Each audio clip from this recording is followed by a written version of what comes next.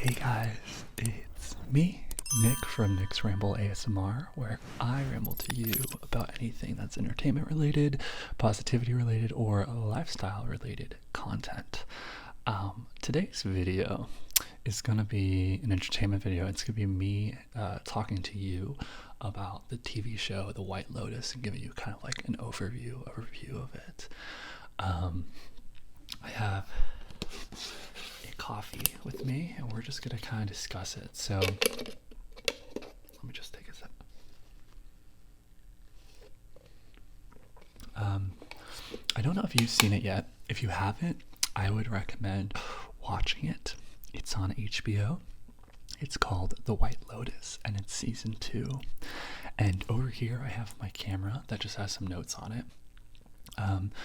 But I'll just give you some information and I'll probably put up, maybe I'll put up the cast members so you can see too. But season 2 is, it's directed and written by a guy named Mike White, which I actually don't know if you know, but I am a huge Survivor fan, like the reality show. And he actually played on it. Yeah, which is kind of crazy. So he's a writer, but if you ever watch Survivor, you'll probably recognize him too. But if you don't know, if you've never seen The White Lotus, I'll give you kind of the overall premise of the show itself. So there's 2 seasons, and the way that it's laid out, and I think this is going to be going for the next seasons too, is it's an ensemble show, which means that you have all these characters, and they all basically have the same level of importance. There's not really a main character, and they're not really supporting characters. They all have, they're all important. And the White Lotus, where you get the name from, is actually a resort. It's a hotel. So it's basically like, think of it like a Hilton or like a Marriott. So it's this really 5-star glamorous place where all these really rich people go. And the show basically follows different groups of people at the resort. So for instance, season 1, it follows a family. It follows, what is it? Do you remember? It's like the family. It follows the family, which includes like the mom, the dad, a son, a daughter, and then the daughter's friend. It also follows, why am I blanking? Who else does it follow? Let's see if I can figure it out. It follows, I'm just looking at the cast. It follows like also some of the hotel people as well. It follows Jennifer Coolidge's character, who is like this really wealthy person. But yeah, so basically it follows all these different people in the hotel. And the premise of the show is at the beginning, the very opening scene, someone was murdered or killed. And they basically start off the season with the end of the season. They show someone that, like, they basically show like a body being found, or, you know, someone talking about a body. And then we cut to like a week before, and then you see the whole story unfolding. The whole premise is like, who did it? It's a whodunit type of narrative. And I would recommend seeing the show. I really enjoy it because it, I think the writing's really good. The character development, they all have really good arcs. And the music is so good and so beautiful too. You know those shows or movies where like you'll notice the music, but then you won't, and it really just amplifies the emotion that you're feeling. That's what this show is. But yeah, let me just read off some of the actors and some more information about it, and then I'll get into my thoughts about the actual season. Okay, so just hold tight. So in this, we had, so Mike White directed it. We had in season 2, what's interesting, season 1 and season 2, there are a couple of characters that overlap, but we have Jennifer Coolidge, the beautiful, the wonderful Jennifer Coolidge from, if you recognize her from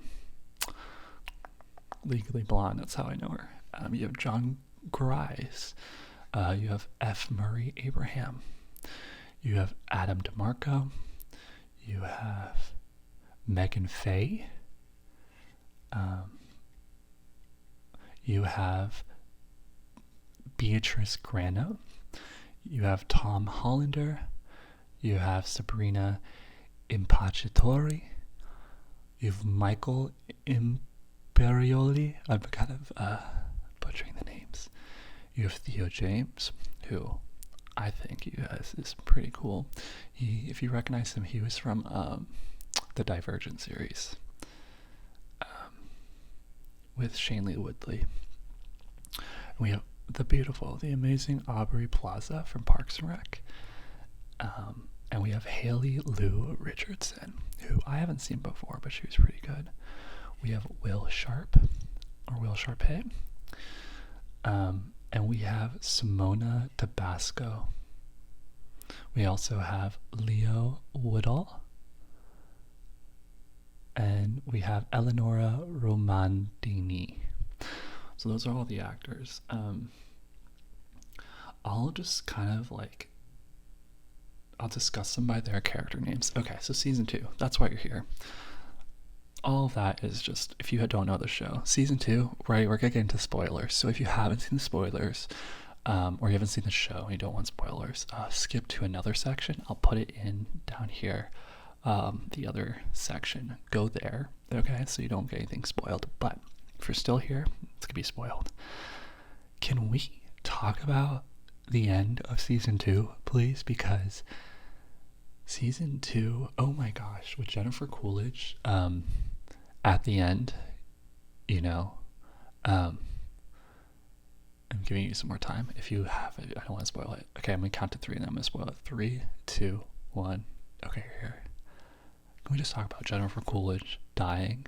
So I don't know. I want to know what your guys' thoughts are on in the comments. Have you seen the show?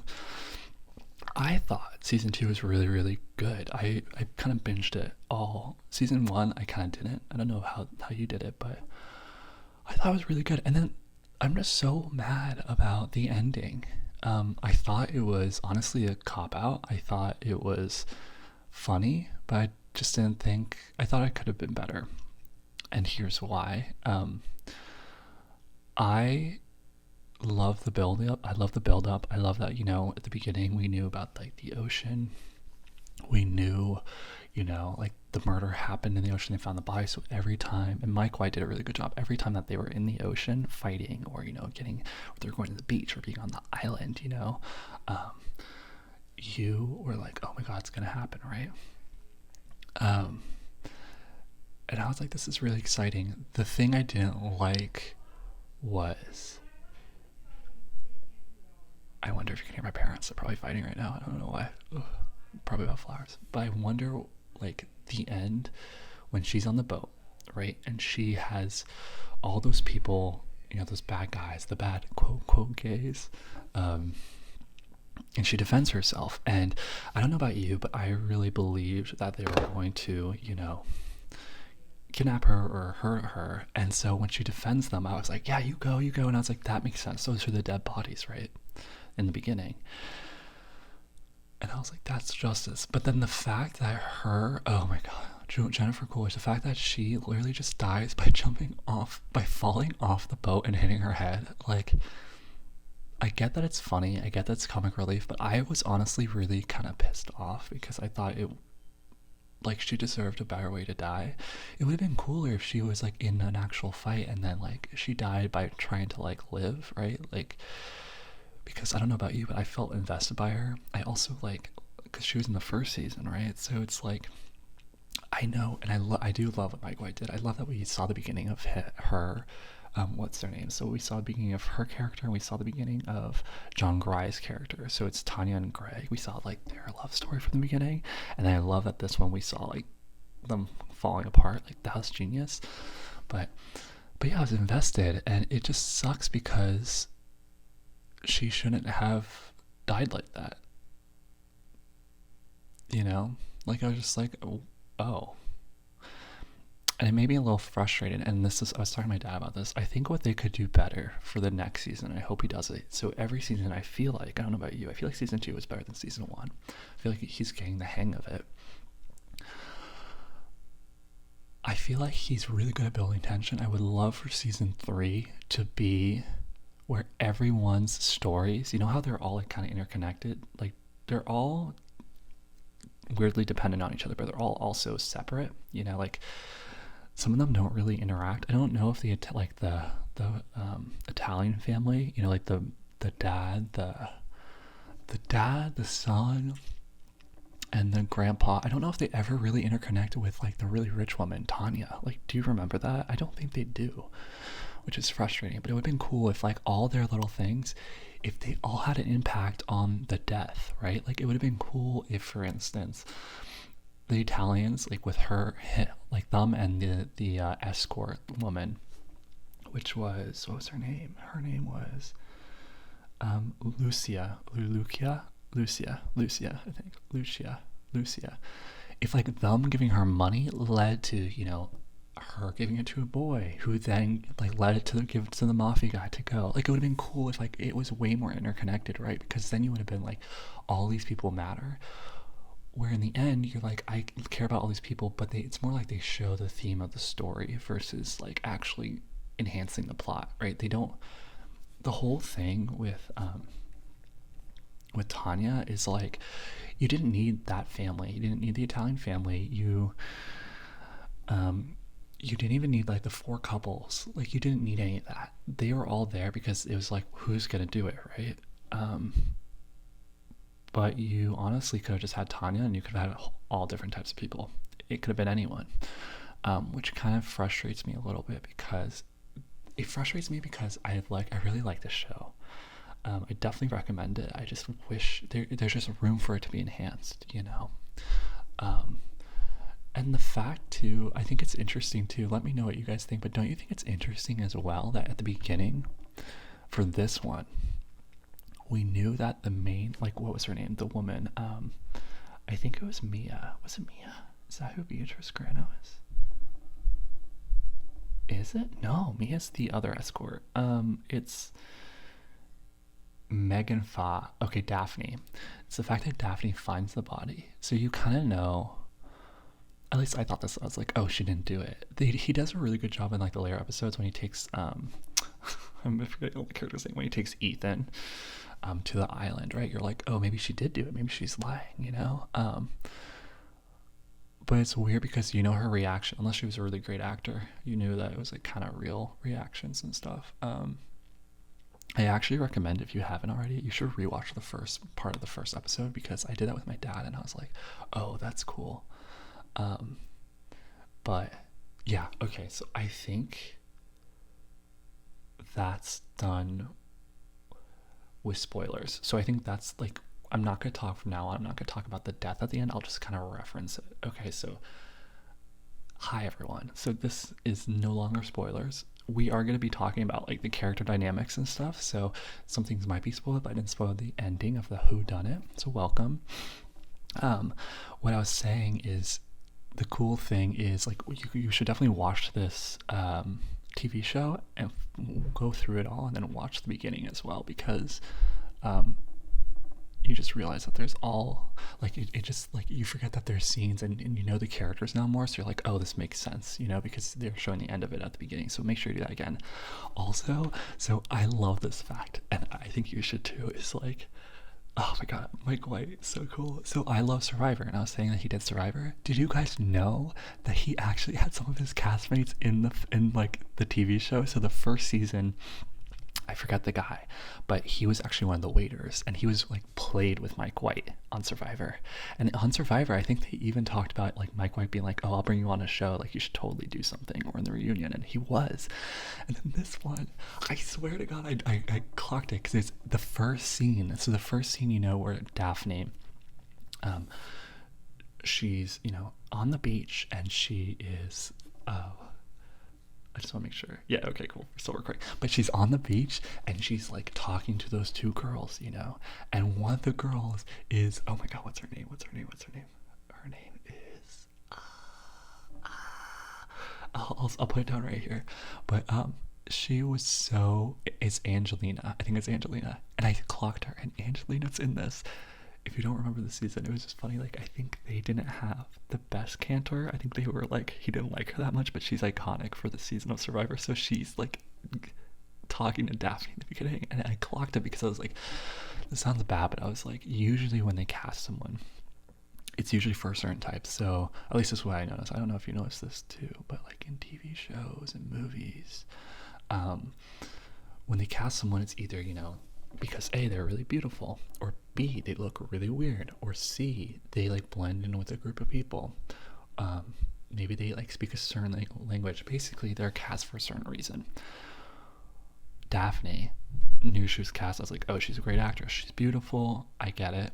Then when she talks to the girls, it was funny because Angelina, I didn't recognize her at first, but I was like, it was weird because the other girl had sunglasses on, which means that like she could be anyone. And then Angelina didn't have sunglasses on, so we just focused on her. And it's weird because I was like, oh, she looks really normal. And I was like, this sounds very bad, but I was like, she looks really normal, where she doesn't look very like thin, or like she looked like she had a little bit of weight. So I was like, that's interesting. I was like, oh, but like not so much that was making a statement. You know, it's not like she was like a really big girl, where they're like, oh, body inclusivity, you know.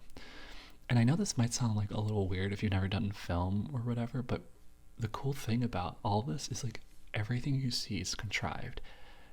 Every single thing, from the beds and the umbrellas to the actors, everything is chosen, and whatever's not chosen is not chosen on purpose.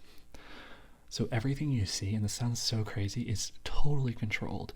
Even like the spontaneous moments, like even when you're acting and you hear about improv, that's even controlled in the sense that they give them a space to play and to direct that movement. So I knew when I was watching this, I was like, Mike White, he chose this woman for a reason. I was like, okay, but it's not the aesthetic, it's not for, you know, adding on a theme of the story. So I was like, what is it? And then I saw her, and I like, it just, her face imprinted on me. I was like, it's an Easter egg. I was like, oh my god, I love it. It's Angelina from Survivor.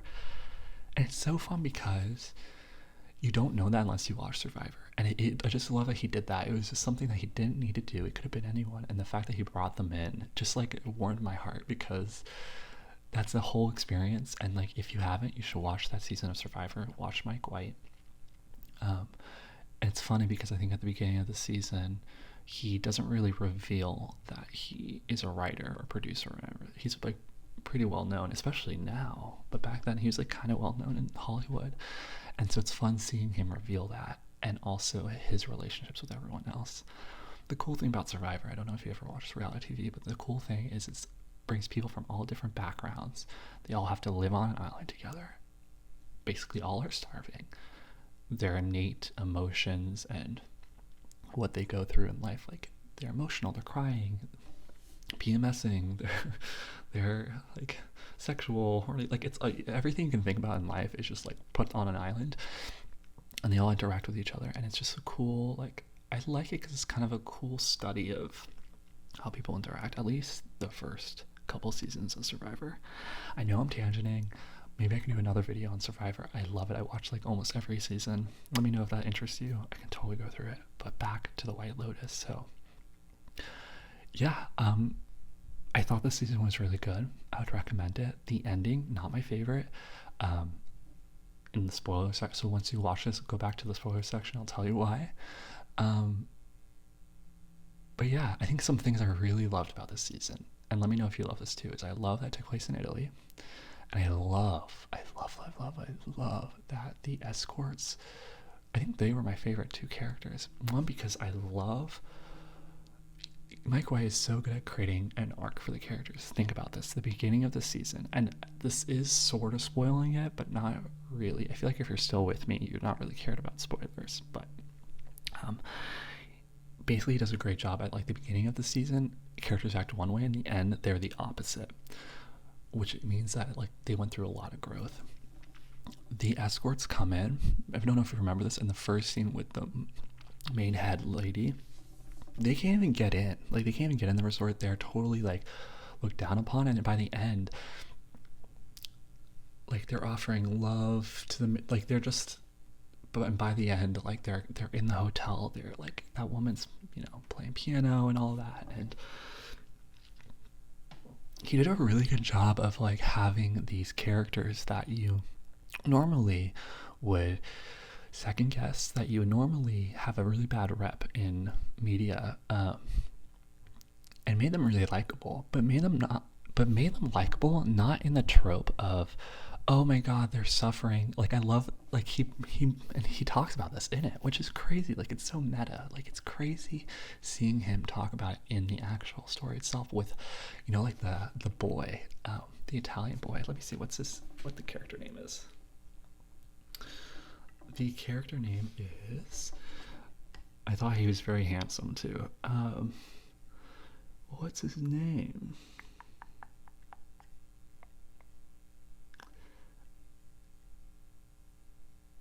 Is it Rocco? Oh no, not Rocco. Rocco. Rocco's like the guy at the counter with like his wife.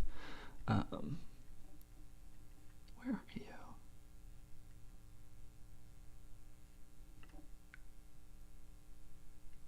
Not Leo Woodall. Sorry, give me a second. No, that's the dad. Let me see, we're getting there. Aha, okay, it's Adam DeMarco. I think he's really attractive. But I actually think a lot of the people around here are really attractive. I think the girl that plays... Oh no, sorry, I have to load this. The wife is really attractive. I think Megan Faye is really attractive. Really just attractive people. I think the escorts are really attractive. Holy moly. Whew.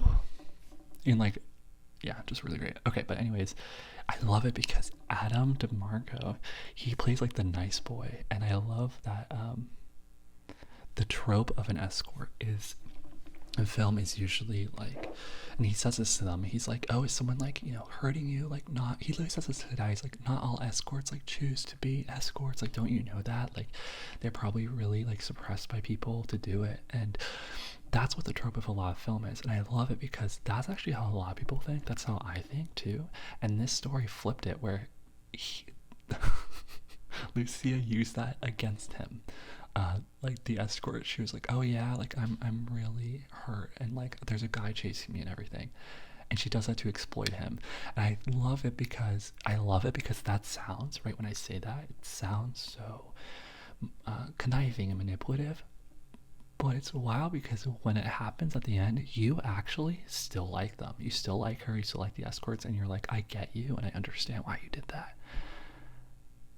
And it's like, if someone can do that to you, where someone does something really bad at the end and you still like them, that's good writing. Like, that is good writing. And like, what I'm learning through this process of, you know, analyzing film, analyzing TV, and also writing my own stuff, is I'm starting to kind of understand the difference between, you know, when you watch something, what is good writing, what is good directing, what's good acting.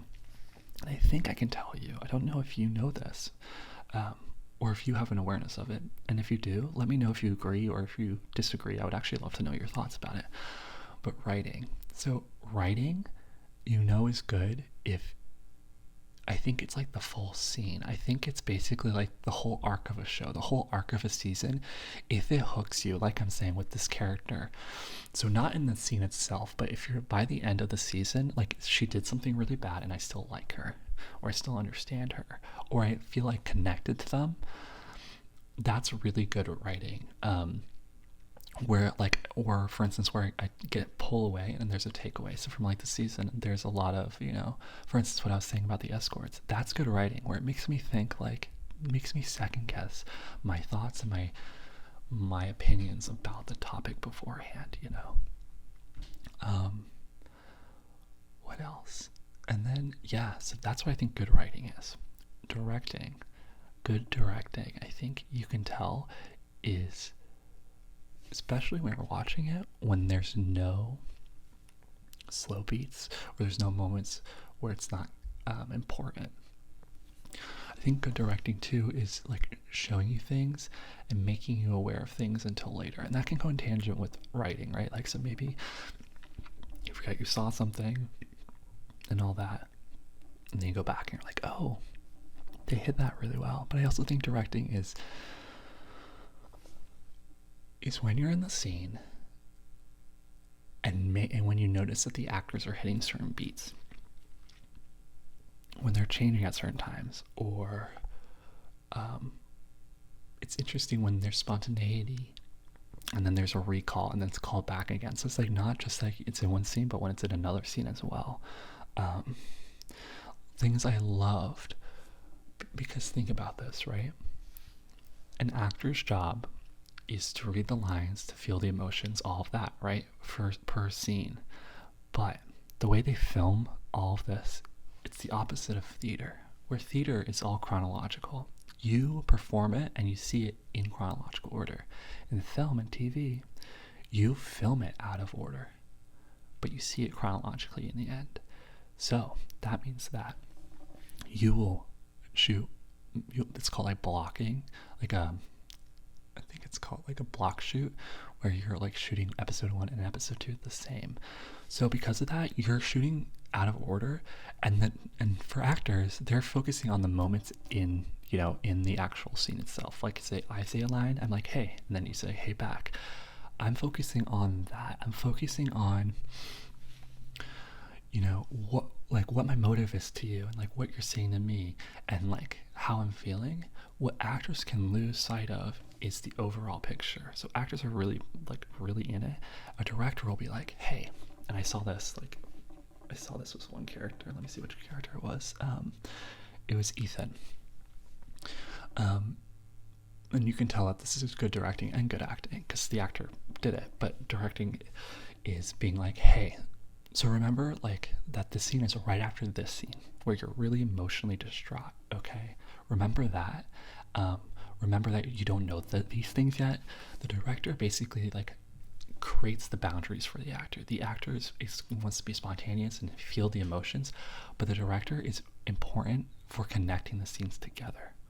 So there's one scene, and I love this. Also, one of my favorite things that happens in this White Lotus side tangent is with Ethan.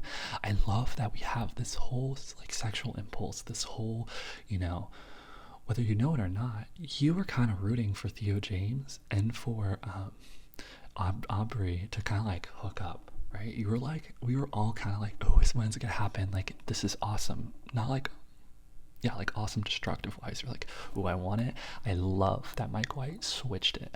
And if you notice, we switched the narrative from Aubrey to then Ethan. And that's what's great about an ensemble show, is that you can do that.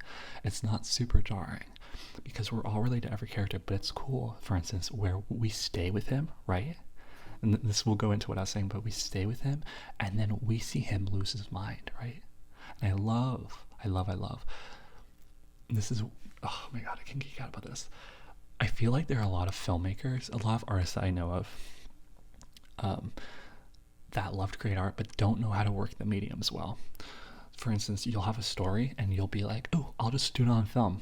Cool. Or I'll just do it in theater. The thing with film that's really better than theater. Theater is really good for, you're in a space, you can really, the actor has a lot of control, you can really manipulate and create the emotional arc and the story, and you can create the pace. Actors are basically directors in theater, but it's way more auditory. Think about it. You're on stage, you can see things, but you're listening a lot more. The really magic of film is that you can use movie magic and you can show things. So I think a story that lends itself to film versus theater is something that shows itself. And that's what Mike White did. He did this thing where, in his imagination, but he showed it. We could have had Ethan talk about it. We could have had it be like a flashback, or it could have been auditory. Like, it could have been speaking about it. It could have been like an internal monologue, about like, oh my God, she totally hooked up. She totally did this. No, what we see is we literally see his thoughts, like, of Theo James and Aubrey like hooking up. I love that, and I love the moment that he's in bed and he, like right next to them, they're hooking up, and he turns and he's like crying. I just love it. I thought it was brilliant, and I love that he left that a mystery. He never really told us if it was true or not. He never told us if when Ethan went to that island with that other woman that I keep forgetting her name. What is her name? It was Daphne. With Daphne, you don't know what they did.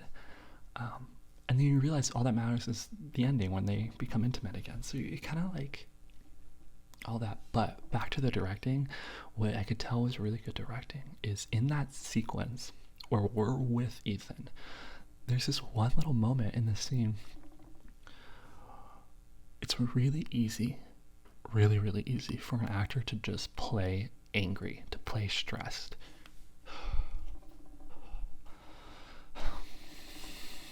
Right? Like it's something like that, right? And it's that. The thing is, when you play that, it can come off kind of like, oh, like what is this leaning to? He did a really good job, Mike White, of directing the sequence of Ethan, and you should watch it, of Ethan coming from the beach up to the room. It was just really brilliant. There's times where he's like, he's on his head and he's all this, but he's like contained, right? And you can tell that they work through the moments of like, okay, he's angry, he's stressed and all that, but throughout the whole, like, he strings it really well, so that's a gradual climb, right? So it's like he's not just peaking at stress at the beginning, and not even when he opens the door. It's like throughout the like 2 episodes, it's gradually coming up more. That's really good acting, but that's directing. Directing is the through line. Directing is connecting all the scenes and making it feel seamless. So when you watch something and you know when you get in that flow state of you're just like, whoa, I'm in it, that's really good directing. And I really even think, like, for acting, if you think it's really bad acting, that's sometimes also the director's fault too, being like, hey, you know, like, you're not really thinking that. Think more like this, you know, or let me put you more in the world, right? Because think about it, when you're on set as an actor too, what you see, I think you only see like 5 people, maybe a person, right? Like when you're in the audience. Imagine if you're the actor, I'll tell you what they see. They see 60, 30 people all moving around, all eating food. It's chaotic. And the thing is, all the other people's jobs happen in between takes, okay? So they set up and they close out, and it's all these people. And then when you're filming, when you're acting, you're surrounded by all these people who are just waiting. They're literally just waiting for you, okay? And because of that, you know, you can get in your own head. You can, and you're just like, okay, I'm just gonna get the scene done. And you might even feel pressure to get the scene done. I know I have. And I think the more experience you have as an actor, you learn to relax.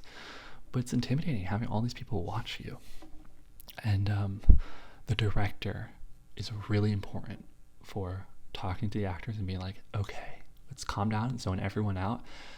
This is what just happened in the story, and we're gonna be picking up from here, and we're gonna move on, and we're gonna end here.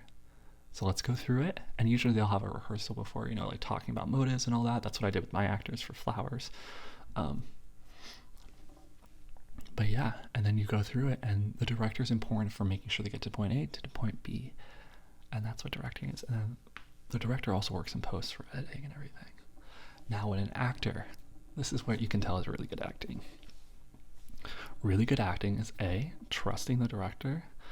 They have to be really pliable and malleable. A really good actor will have their lines, but on day, they have to be really present. And when the director, you know, gives them some insight, they have to trust. You can't analyze, like, oh, why is he right? Is he wrong? You just go, he or she. You go, he or she is right. I'm just going to listen and do it. They follow impulses, and you can see this on film. For instance, with Ethan, when he's going through the scene, he has all these moments of different types of stress, right? But that's good acting. The director can say, hey, you're going through all these things. Hey, like, how are you feeling during all this? But the actor needs to do it in the time being. Also, whenever you feel like when you're watching something that's something spontaneous, you know, like you really follow the thoughts, you think, oh, like, it seems supernatural, like they're not acting. That's really good acting. Like, think about this, right? We're natural human beings, super, you know, like, how I'm right now. I'm not really thinking that much about it, but then imagine you're doing this, trying to act normal, and then you have all these 50 people watching you, right? It's one of those things that's hard. It's like when you tell yourself to do something, it's hard to do the thing, right? So it's if I'm like, oh, I'm going to stand still, you know, you're probably going to start moving. Or if you're like, oh, I need to be natural, you're going to be like, I'm going to be over exploding, you know? So it's all that stuff. Which is crazy. So I think those are the 3 ways currently right now. Let me know if you agree with me about like the writing, directing, and acting, and how you can kind of like figure that out in a film sense. That's where I'm at right now, and I think I'm kind of getting the hang of it. And it's fun because before I did Flowers, my short film, I directed and wrote that, I didn't really grasp how you could tell the difference. But now, after directing and writing, I understand their influence and what happens when they're lacking. So like an actor can be really good, but like the through line won't make sense, right? Like connecting the scenes won't make sense. All that. And then writing, it's like, is there a takeaway? You know, did I learn something from myself, from them, from watching? And if no, which there's a film I watched, which I'll do another review that I feel that case with, which is called Come As They Are. Be on the lookout for that. Yeah, then you're like, oh, that wasn't good writing, you know? And at that point, it's funny because writing, I think, is the foundation. If it's not written well, like, people will be like, that was really good direction, that was really good acting, and then they'll just be like, they won't remember it. Like, they won't remember the story, and you want all those three things to really line up perfectly. And I actually starred in like an indie film that I shot in Dallas, Texas, and I thought it was really fun to work on. I feel bad kind of giving shade, but I thought the writing could have been like a little bit better. Although I'm really grateful that I worked on it. It was awesome. Like I would do it in a heartbeat again. I'm so grateful for that director for pulling me in. Like, that's not what this is about. I would do it in a heartbeat again. It's just realizing, like, if the script isn't super strong or it's not communicated well with the actors and stuff, there's only so much you can do. Like, it was beautifully directed, it was beautifully edited and everything, but the story, like, there wasn't really a takeaway. So it's hard for it to be memorable. You can only make it memorable in editing and directing, and that's cool. But like, if the story's not good, it's like, the normal person, like you and me, if you're not analyzing it as much as I have been recently, you're just gonna be like, that was cool, but like, I don't know if you've ever watched any movies like that where you're like, that's cool, but like, not my favorite. I think it's usually writing. Now think about your favorite films, though. I guarantee you your favorite films, all three of those lined up. I bet you the writing was great, I bet you the directing was great, and the acting was great. And that's what you're trying to hit. So think of your favorite film, and then maybe next time when you rewatch it again and kind of think what I was saying, right? Think about, okay, what was the takeaway? Like, if I still remember this film, like, what was the takeaway from it? That made me really love it. That's really good writing. What about the pacing and like the editing and, you know, the through line and like connecting all this? And what about like the pacing and just the through line of the whole film itself, you know? Like, think about that as well. And then for acting, if there are ever those moments, like, think about for your favorite film too, if there are ever those moments where like, oh, it sounds really like spontaneous, you know, or you know, it just feels really real, or they're making me feel something, that's really good acting. So you want all those three things to line up. Yeah. And so, as you can tell, I kind of had to switch back to lo-fi. I'm getting it sorted with my phone and just filming and stuff, so I appreciate you being with me. I hope this doesn't bother you that much. But yeah, the White Lotus, like, honestly, like, it's just really cool seeing something that's like really well written, you know. And it just gets me excited. It gets me excited because that's the power of, you know, good writing, good directing, and good acting. And it makes me, and it should make you too, like, when you feel visceral about something, like a TV show or a movie having a certain ending, that's a really good sign that's a good film. Even if you don't like it, like the ending, because it means that you're invested. And I was so upset with the ending. So if you haven't already, watch it. Let me know what you think. I also just love the play. White does a really good job of this, and I'm realizing something I want to bring out too, of like, they talk about stakes in writing. They talk about bringing innate emotion, so things that are visceral, things that us all humans experience, and they usually come down to, I think, a couple things. They come down to loss, death, really high stake things. Death can really change our perception of things. Sex can change our perception about a lot of things too. Our drive, you know, ambition, greed, all of those things. And it may feel extreme at times when you're watching a film, but the reason they bring this out is because these are all things that we all, I don't know about you, I do know about you, you've experienced all these.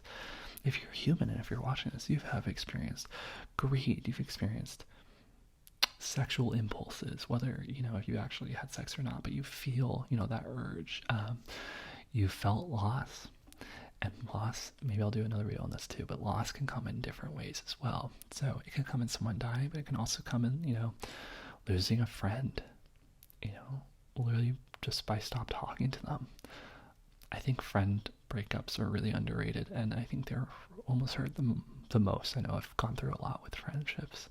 But yeah, so if you haven't watched The White Lotus by Mike White yet, go check it out. Let me know what you think, and then come back to this video and let me know in the comments whether you like the ending.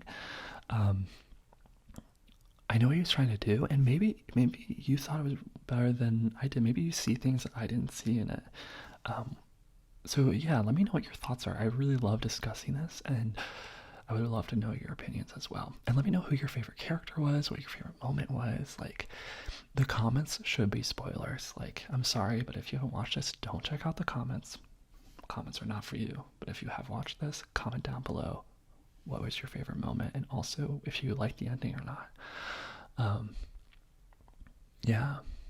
Oh, I love this stuff. I can ramble about it all day. Let me know in the comments too if you think my volume is okay on these rambles. I'm always wanting to get better at this, so I know when I'm excited, I kind of talk really loud. So if you don't enjoy that, let me know and I can try working on it. But yeah, thank you so much for being here. And if no one's told you already, go watch The White Lotus. It's on HBO. But on more of a serious note, I think if no one's told you already,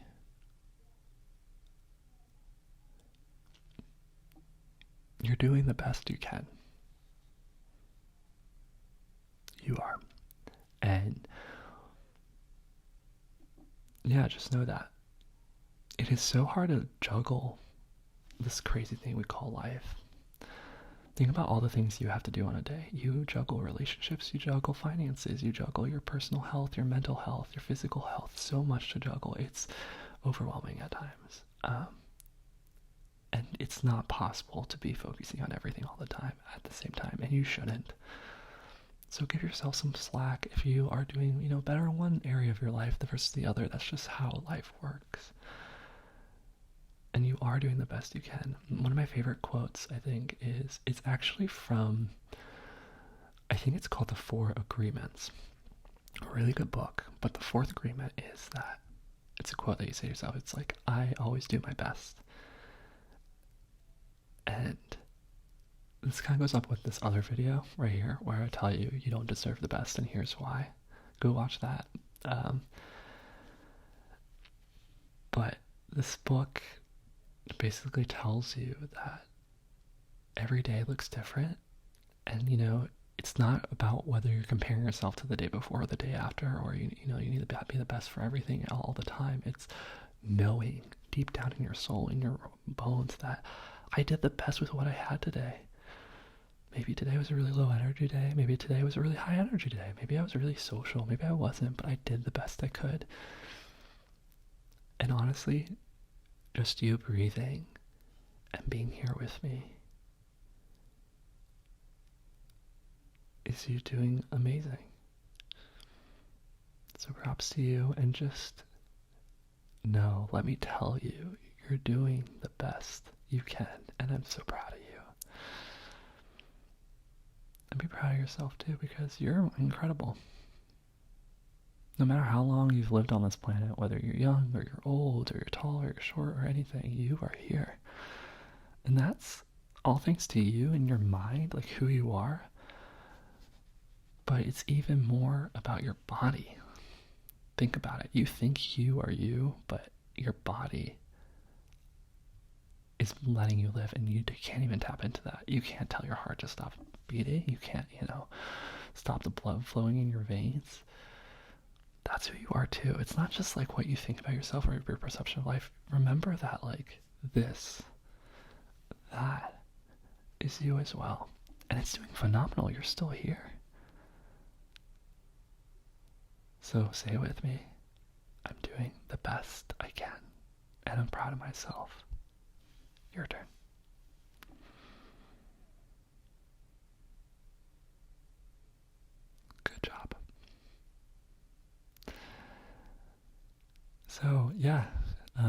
think that kind of wraps up our ramble. If you like this video, give it a like so I know to do more of these videos.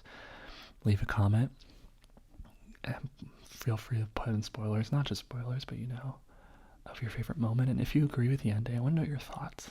And if you haven't already, hit the subscribe button and that little bell notification so that you know when my videos come out. Because if you jump onto my video right when it comes out and leave a comment, I'm more likely to respond. I try to respond to all you guys. But it also helps with YouTube algorithm with helping other people, new people, see this content. And if you've been here before, I'm trying to grow this community to just be really positive and really good people that are interested in going on their authentic journey. We're all going on our own journeys of what life is, but yeah, I just want a really good group of people that really are interested in entertainment, positivity, and lifestyle. And yeah, I'm here for the long haul. I'm planning on doing this for a while, and I am happy with taking a slow approach to, growing our family, because I want to make sure we find the right people. I don't want just anyone in our family. I want really good people.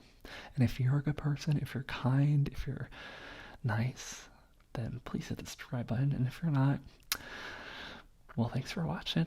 But I hope you have a good life. So yeah, but we're inclusive here, so hopefully you still hit the subscribe button if you want to become a better person.